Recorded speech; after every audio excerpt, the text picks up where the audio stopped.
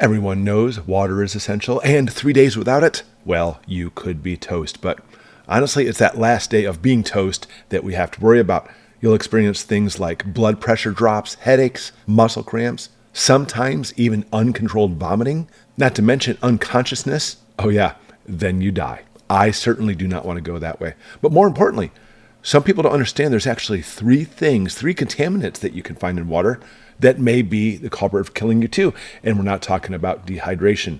So it's not simply just about storing water, but it's about having clean water that's so essential. All right, the first problem that we need to look at, microorganisms like parasites and bacteria. And here's a quick thing for you. If you're in the wilderness and have no water filter, you can drastically reduce the chances of these microorganisms in the water. Just look for white water rapids. The more white water you see, the more moving the water, the more it splashes on the rocks, it drastically decreases the chances of these problematic organisms. It's not completely gone, but drastically decreases it.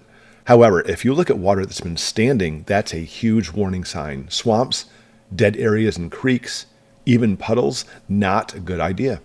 But this is easily overcome with numerous methods. The first are simply just these water purification tablets. They're great. They're inexpensive and carry them wherever you go and fight off those organisms. Or you could just use a simple water filter. Those are great. Everybody loves life straws. Not against life straws, but they're kind of pricey. You can actually get one like this from Membrane Solutions for a fraction of the price, and it works just as well. And they're great. We have lots of them. We keep them in everybody's bags, emergency kits, just in case. I personally like the ones with bags attached to them, so you don't literally have to put your face down toward the stream. For some reason, people like doing that kind of stuff. That's not this guy. But it's the activated charcoal inside these filters that does its job, that kills the microorganisms. You can buy your own activated charcoal right here. And with this, it's super easy to make your own water filter. It's beyond the scope of this video of how to do it, but it's simple as can be. You can find directions for this practically anywhere.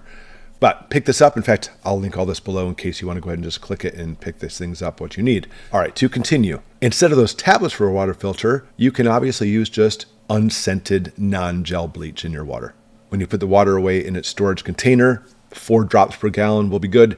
Then close it, and the microorganisms will be dead forever. It's not like they're going to, spontaneous generation, return back inside the jug again. So once you purify it with a bleach, then it's purified, practically speaking, forever, and as long as that container stays sealed. But another option you can do is boil your water. A rolling boil for 3 minutes will take care of it. And that brings us to contaminant number 2. Organisms, they're actually kind of easy. Chemicals in water. Oh yeah, we've done a really good job of contaminating water systems with chemicals, and a rolling boil, those tablets, even certain water filters will not take care of that for you. Bleach will not kill these chemicals. The chemicals will still be there. So you need a really good, rugged, dependable water filter that'll take care of this. One that we love is the Katadyn. It is one of the most dependable, rugged filters money can buy. And in its lifespan, with the filter that's in there, it'll filter out 13,000 gallons of water. That's about 50,000 liters. Off it goes and will do very well for you. So rugged and dependable. We also have an Itehil water filter. This one is electric, super nice, battery powered, rechargeable with solar. That's great. Let the sun do the work for you instead of pumping yourself. And even though it does work well, it will not filter out 13,000 gallons. But, you click on the link to see how many it does. And you can pick one of those up too.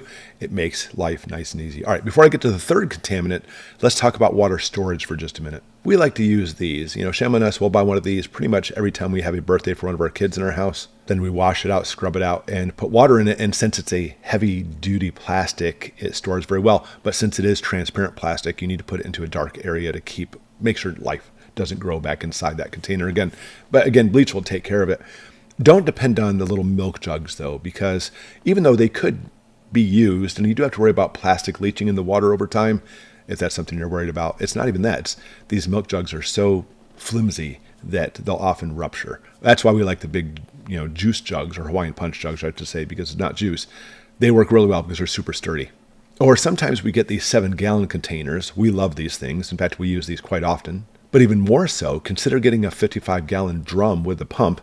And indispensable, people say, which people don't really know because they never have to do this. We have to do this at our house sometimes. 1 gallon per person per day.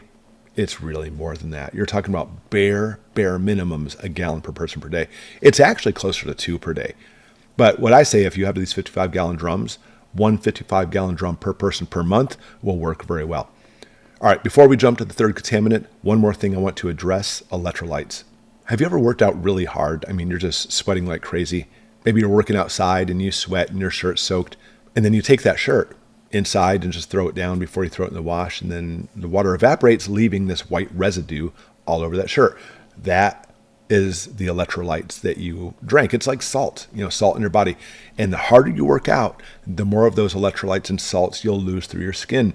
You must replenish it. You must replenish it. I'm telling you as a doctor, this is one reason why people are dehydrated, is because they lose their electrolytes. It can lead to all kinds of things like even muscle cramps and stuff. So what do? Well, first off, to know you're low in electrolytes, it's like this. You've been working outside all day and something tells me when crap hits the fan, you're going to be working outside a lot.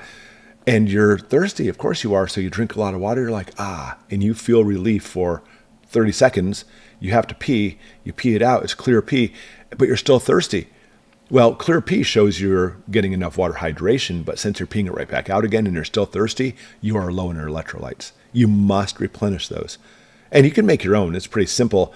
But personally, for our family, we love the Key Nutrients Electrolytes. They're super tasty, lots of flavors. It's a great drink. We don't drink soda, but these electrolytes instead, they're super flavorful and really good for you. No artificial sweeteners. We have tons and tons of these. I'm not kidding you, in our prepper pantry. Because even more so, again, during crap hits the fan, you will be working out heavily and you must replace those electrolytes. Even right now, martial arts every day, I drink one of these electrolytes practically every single day before I work out, and it helps out tremendously. Okay, our last contaminant, radiation. And we're not necessarily talking about radiation from like fallout. That is obviously something we have to worry about too. But the fallout and heavier radioactive particles can actually be removed simply by most water filters. A reverse osmosis filter does a very good job of getting these out. Not to mention distillation will definitely take care of it, even though you have to put a lot of heat into distillation. Even if you remove all those particles, even if you remove all that fallout, there's one radioactive contaminant you still have to be, well, at least concerned about, and those are alpha particles. And I want you to understand, there is not a water filter on the planet that will remove the alpha particles specifically in what we call heavy water. Not a single one that will ever do that.